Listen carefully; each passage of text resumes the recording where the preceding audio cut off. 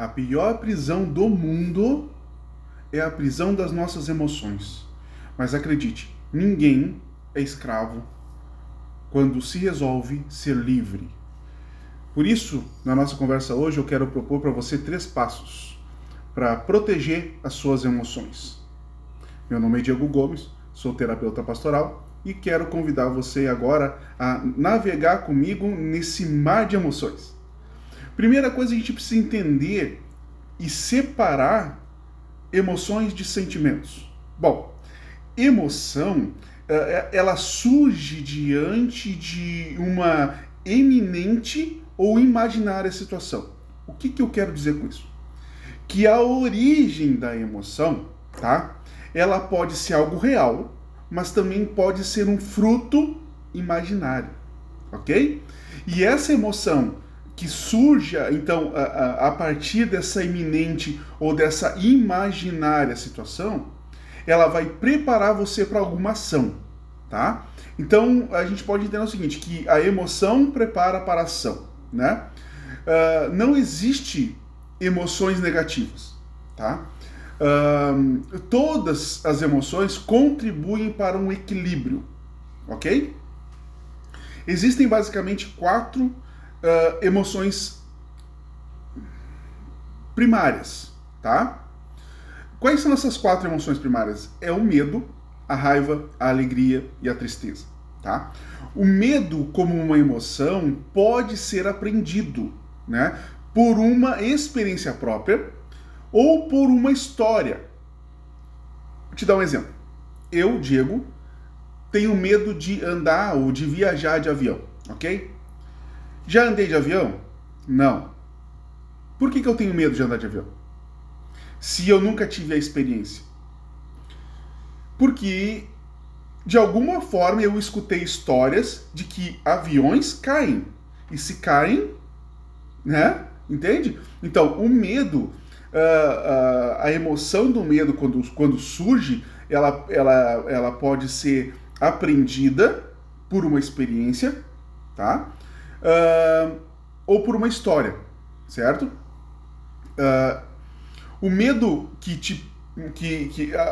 quando a gente fala de medo, uma emoção primária, o único medo que não é aprendido é quando ele traz a simples ideia de proteção, tá? De preservar a vida, ok? Essa emoção do medo, quando ela é mal significada, ela gera os traumas, aquilo que a gente chama de trauma, tá? O sentimento já é uma outra fase, tá? O sentimento é como eu interpreto as emoções a partir das minhas próprias experiências, né? O medo, quando ele é patológico, quando ele está fora de controle, ele vai gerar ansiedade, ele vai gerar desespero, ele vai gerar pânico. Por que eu disse um medo fora de controle? Vamos imaginar no fogo, né? Eu já dei esse exemplo outras vezes, mas o medo e o fogo controlado, eles são benéficos, tá? O problema é quando está fora de controle, né? Fora de controle, o fogo queima, o fogo destrói, né? É a mesma coisa com a ideia do medo patológico, tá? Que já é uma outra ideia quando se fala de emoções, ok? A gente precisa entender que uma emoção doentia, uma emoção que não é saudável, né? Ela é instável, né? Ela é mal-humorada, ela é negativista, ela é desprotegida, ela é ansiosa, né? Qualquer problema que surge tem uma tendência forte de invadir e machucar, né? Já por outro lado, quando as nossas emoções são saudáveis, elas estão equilibradas, as nossas emoções, então, elas tendem a ficar estáveis, né? Nós nos sentimos, ou melhor, nós temos uma tendência a sermos mais motivados, né? Uma impressão de proteção, né? Algo alegre,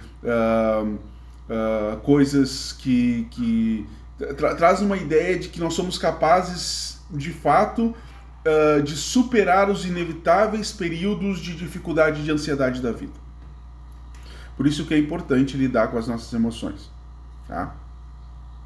Uma outra coisa importante para a gente poder ver é que cada emoção ela tem uma função básica. Então, cada emoção básica tem uma função básica, tá? Como é que isso vai funcionar? Bom, vamos falar de uma emoção básica de cada vez. A emoção do medo. Para que serve a emoção do medo, né? A emoção do medo, ela tem uma função de sobrevivência, ok? Então, quando a emoção do medo me invade, ela me prepara para uma ação. Que ação é essa? A de preservar a vida, né? Ou eu fujo, ou eu luto, né? Entende? A alegria, ela tem uma outra função, né? Quando a emoção da alegria nos invade, a função dessa alegria é fazer com que aquela circunstância, né, ou algo parecido com aquela circunstância se repita. Entende? A raiva já tem uma outra função, né? Ela já tem um outro porquê, né? Quando eu sinto raiva, quando a emoção da raiva me domina, ela traz uma ideia de evitação. Eu não quero mais aquilo, né? Então, é como se eu quisesse me proteger daquele momento. Não quero passar por isso novamente, tá? Não quero isso novamente, né? E a tristeza, que também é uma emoção básica, tem uma função básica. Para que serve a tristeza? A tristeza é um processo refletivo, ou melhor, reflexivo, né? Interno. É o famoso por quê, né? Existe alguma forma de eu não passar por isso de novo? Né? Entende? Por que eu estou triste? Porque essa emoção ela vai gerar em mim, ela vai me colocar num sistema de ação. Que ação é essa? De reflexão. Eu vou começar a pensar. Vem cá, por que isso aconteceu? Vem cá, existe alguma maneira de não passar por isso novamente? Entendeu?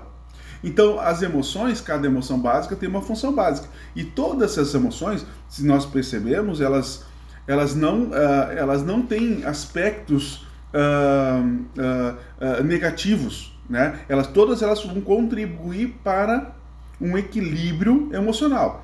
Para que as nossas emoções sejam saudáveis, aí nós vamos falar agora de como proteger as nossas emoções, né?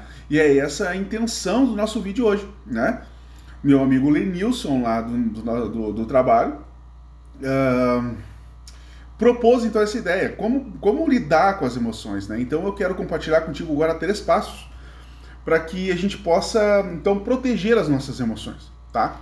O primeiro passo, e no meu julgamento, eu acredito ser o mais difícil deles, é saber que os nossos íntimos, né,